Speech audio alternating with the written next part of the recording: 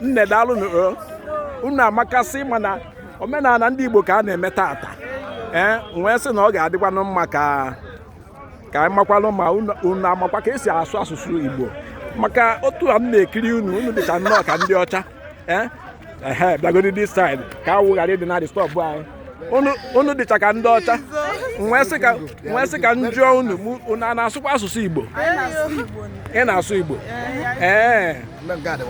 ngwanụ kedu ebe unu si gịnị ka a na-eme tata unu gwa anyị kwụsie ya ike ka ndị mmadụ na-anụ ihe ị na-ekwu asị m anyị bụ ndị ugwu ike anyị kọtara ugwu ike Iwolo so nta bụ anyị na-eme Iworo Carnival anyị si ka anyị bịa soro ụmụnna anyị ka ekwe n'ebe unu si wee batacha maka dị ka unu esicha obodo oyibo wee febata maka ihe a na-eme tata ya na emume Krismas na New Year nke na-aga n'iru anyị so Ọnịcha wee bịa anyị soro obodo oyibo unu si Ọnịcha Ọnịcha oyibo unu a na-eri ego ndị oyibo na unu a bụ ndị na-eri ego ndị oyibo ngwanụ broda daalụ ka isi wee fụ ihe a na-eme tata taa bụ ọkụ ụbọchị ị na-aghọta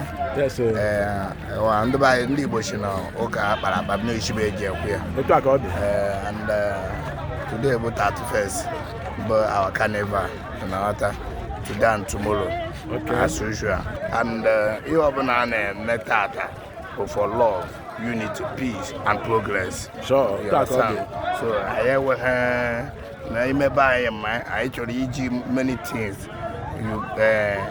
unite our brothers and sisters so that let them know that we are one family and you understand. So and again the case of Ghana since morning this period is very lively even till this moment and the time have not yet come.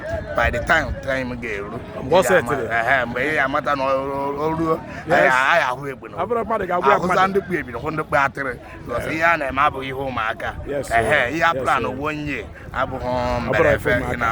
So I thank you very much for the coverage. God bless you, sir. Thank you. Thank you, brother. My name is Mr. John Ejiofor. I'm from Apugo Iwolo. I get me. Apugo. Iwolo. I'm based in Lagos. Alaba International. My business name is Divine Journeys International Ventures Company Limited. You understand?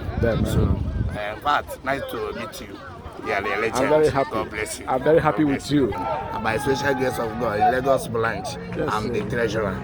Wow, Iwolo Lagos branch. Yeah, Iwolo Town, Lagos branch. And then that aspect, even in our club, I form Iwolo Lagos. So I'm about the chairman of the Almost United Brothers Club.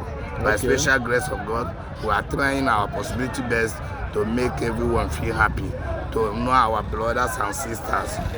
What is concert is change. Yes, sir. Change is concert. Yes, sir. Most of the times, in olden days, I say,